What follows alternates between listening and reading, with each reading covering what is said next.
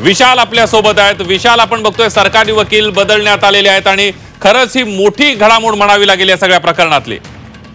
निश्चितपणे सरकारी वकील म्हणून एस देशपांडे यांची यापूर्वी नियुक्ती करण्यात आली होती। मात्र देशपांडे यांची नियुक्ती करण्यानंतर राज्य सरकारकडून सांगण्यात आलेलं आहे आणि एक वेगळे वकील या ठिकाणी पाठवण्यात आलेले आहे। जे.बी. शिंदे असे या सरकारी वकिलांचं नाव आहे आणि ते आता सरकारची बाजू मांडण्यात येणार आहे। सीआयडी कडनं त्यांना पूर्ण ब्रीफ करण्यात आल्याची माहिती आपल्याला मिळते। तर आरोपीचे वकील म्हणून अशोक कवडे हे बाजू मांडणार आहे। सरकारी वकील अगदी 15 मिनिटात या ठिकाणी बदलण्यात आलेले आहे आणि याबाबत वरिष्ठ पातळीवरनं मुंबईवरनं काही आदेश आल्याची आपल्याला प्राथमिक माहिती मिळते। त्या सूचनेनुसार ही सगळी आता बदली प्रक्रिया करण्यात आली आहे। दोन्ही वकील तिथे असणार आहे। मात्र प्रामुख्याने आता जे.बी. शिंदे हे सरकारची बाजू मांडणार आहे, कारण सरकारचा पूर्ण प्रयत्न आहे की वाल्मिक कराड यांची पोलीस कोठडी घ्यावी। जरी ते खंडणीच्या गुन्ह्यात असले तरी हा गुन्हा नॉन बेलेबल आहे आणि त्याच्यासोबतच इतर गुन्ह्यांचाही त्यांच्यावर तपास करायचा आहे। सरकारची बाजू भक्कम असायला हवी अशा पद्धतीची तयारी आम्ही केली असल्याचं खुद्द मुख्यमंत्री देवेंद्र फडणवीस यांनी दुपारी सांगितलं होतं। कुठल्याही दोषींना मोकळं सोडणार नाही अशा पद्धतीची त्यांची भूमिका होती आणि त्या दृष्टीनेच आता वकील बदलल्याची प्राथमिक माहिती आपल्याला मिळते। तुर्तास पोलीस ठाणे केस इथं वाल्मिक कराड सुरू आहे। त्यांच्या अटकेची प्रक्रिया पूर्ण झाली असल्याची आपल्याला माहिती मिळते। कोर्टात हजेरी नोंदवल्यानंतर त्यांच्या अटकेची प्रक्रिया इथं सुरू आहे।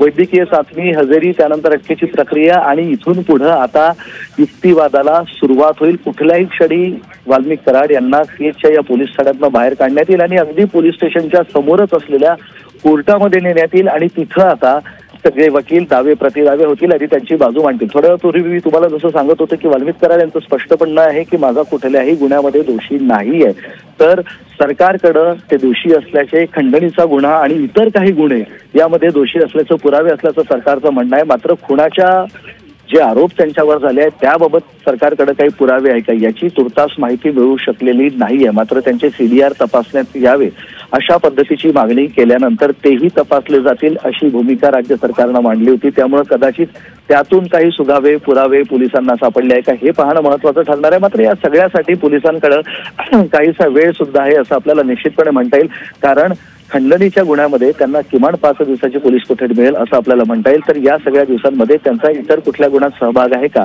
याचीही चौकशी पोलिसांना करण्यात येईल आणि त्याच्यानंतर त्या दुसऱ्या गुन्ह्यामध्ये सह आरोपी त्यांना दाखवून त्या गुन्ह्यामध्ये सुद्धा त्यांना अटक करण्यात येऊ शकते आणि त्यानंतर पुन्हा त्यांची पोलीस कोठडी दुसऱ्या गुन्ह्याच्या तपासासाठी वाढवली सुद्धा जाऊ शकते। म्हणजे या सगळ्या कायदेशीर बाबी आहे, कायदेशीर बाजू आहे। ही प्रक्रिया अशा पद्धतीची असणार आहे। तुर्तास अटकेची प्रक्रिया सुरू आहे। अटकेची प्रक्रिया जवळपास संपत आलेली आहे आणि आता वाल्मिक कराड यांना कोर्टात नेण्यात येईल अशा पद्धतीचं चित्र आपल्याला वाटतं। आपण दृश्यांमध्ये बघतोय वाल्मिक कराड पोलीस स्टेशनमधनं बाहेर आलेले आहेत आणि आता त्यांना कोर्टाकडे नेण्यात येईल। आपण बघतोय दृश्यांमध्ये जस्ट त्यांना आता अटक ऑफिशियली आपण ज्याला अटक म्हणतोय ती अटक त्यांना दाखवण्यात आलेली आहे। आता त्यांना कोर्टात नेण्यात येईल आणि इथून पुढच्या काही क्षणात काही मिनिटात दावे प्रतिदावे युक्तिवादाला सुरुवात होईल असं आपण निश्चितपणे म्हणू शकतो आणि या सगळ्याची सुरुवात आता झाली। आपण बघतोय की वाल्मिक कराड पोलिसांच्या गाडीमध्ये आहेत। पोलिसांच्या गाडीमधून त्यांना आता कोर्टात नेण्यात येत आहे आणि कोर्टात नेल्यानंतर आता त्यांचं पुढचं समोरचं चित्र स्पष्ट होईल। आपण बघतोय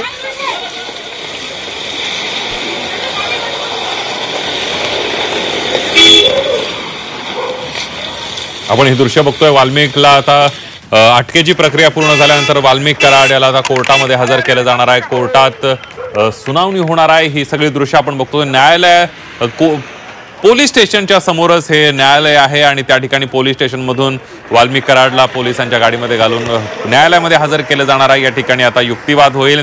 वाल्मिक कराडचे वकील काय युक्तिवाद करतात ते बघणं सुद्धा अतिशय महत्त्वाचं ठरणार आहे। त्यानंतर सरकारी वकील 2 उपस्थित असणार आहेत। नवीन वकील दिलेले आहेत ते शिंदे आहेत, ते सुद्धा तिथं उपस्थित असतील आणि ॲडव्होकेट देशपांडे हे सुद्धा या ठिकाणी उपस्थित असतील आणि त्यामुळे सरकारची बाजू भक्कम करण्यासाठी जे.बी.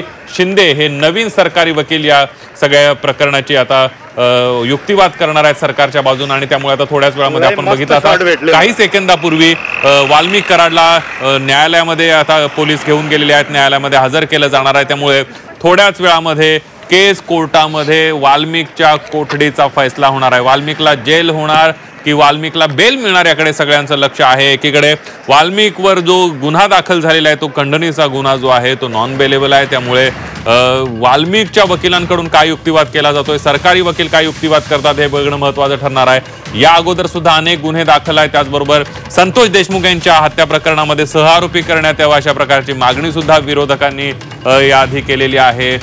संतोष देशमुखच्या हत्येनंतर अनेक वेळेला वाल्मिक कराड याच्यावर सुद्धा आरोप करण्यात आलेले होते आणि आता खंडणीच्या प्रकरणामध्ये वाल्मिक कराड याला आता वाल्मिक कराडनं सकाळी शरण पत्करल्यानंतर आज केज पोलिसांच्या ताब्यात देण्यात आलेला आहे। काही वेळापूर्वी कराडची वैद्यकीय चाचणी पूर्ण झाली, त्यानंतर वाल्मिकला पोलीस स्टेशनमध्ये अटकेची प्रक्रिया पूर्ण झाल्यानंतर जिल्हा व अतिरिक्त सत्र न्यायालय केजमध्ये हजर करण्यात आलेला आहे। काही मिनिटांपूर्वी वाल्मिकला हजर करण्यात आलंय।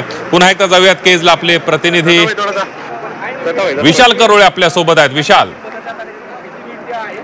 विशालकडून तिथली सगळी घडामोडींचे अपडेट आपण जाणून घेणार आहोत। मात्र आता सुनावणीला सुरुवात होणार आहे, पुढच्या काही मिनिटांमध्ये सुनावणी होईल आणि हा सगळा हाय व्होल्टेज ड्रामा आपण बघतोय कशा पद्धतीनं सुरू आहे।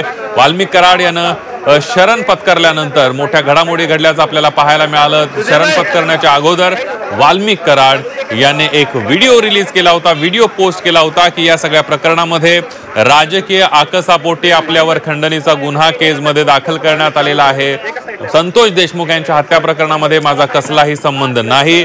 संतोष देशमुख यांच्या हत्या प्रकरणामध्ये जे आरोपी असतील त्यांना शिक्षा करण्यात यावी, मी जरी असलो तरी न्याय देवता देईल ते शिक्षा भोगायला मी तयार आहे असं वाल्मिक कराड यांना शरण पत्करण्यापूर्वी एक व्हिडिओ पोस्ट केला, त्यामध्ये म्हटलेलं होतं। पुन्हा एकदा जाऊयात न्यायालयामध्ये, आता थोड्याच वेळात सुनावणीला सुरुवात होईल। केज न्यायालयाच्या समोरून आपले प्रतिनिधी विशाल करोळे आपल्या सोबत आहेत। विशाल, कोर्ट रूम मध्ये आता वकील दाखल झालेले आहेत आणि आपण बघितले की नुकतीच अटकेची प्रक्रिया पूर्ण झालेली आहे आणि वाल्मिक कराड यांना आता कोर्टात नेण्यात आलंय। अगदी 2 मिनिटात आता त्यांच्यावर सुनावणीला सुरुवात होईल। जसं तुम्ही आता सांगत होते की वाल्मिक कराड यांचं म्हणणं त्यांचे वकील मांडणार आहे, तर दुसरीकडे सरकारी वकील सुद्धा जोरदार किल्ला लढवणार आहे। देशपांडे हे पहिले सरकारी वकील म्हणून नेमणूक करण्यात आली होती, मात्र आता त्यांच्या जागी सिद्धे या सरकारी वकिलांची नेमणूक करण्यात आली आहे। वरिष्ठ पातळीवरनं याबाबतच्या सूचना होत्या अशा पद्धतीचं सांगण्यात आलंय। त्यामुळे अवघ्या 20 मिनिटात सरकारी वकील सरकार या गुन्ह्याबाबत अतिशय गंभीर आहे असं राज्य सरकारचे प्रतिनिधी वारंवार सांगतायत। खुद्द मुख्यमंत्री सुद्धा म्हणाले होते की दोषींवर कठोर कारवाई होईल, कुणालाही सोडणार नाही आणि त्या दृष्टीनं तातडीनं वकील बदलण्यात सरकारची भूमिका स्पष्ट दिसत असल्याचं इथं आता सरकारी वकील सांगतायत। दुसरी महत्वाची गोष्ट म्हणजे वाल्मिक कराडचे वकील तेवढे सुद्धा या ठिकाणी विशाल, त्यामुळे कोर्टात नेमक्या काय घडामोडी होत आहे त्याचे अपडेट तुमच्याकडून जाणून घेत राहणार आहोत।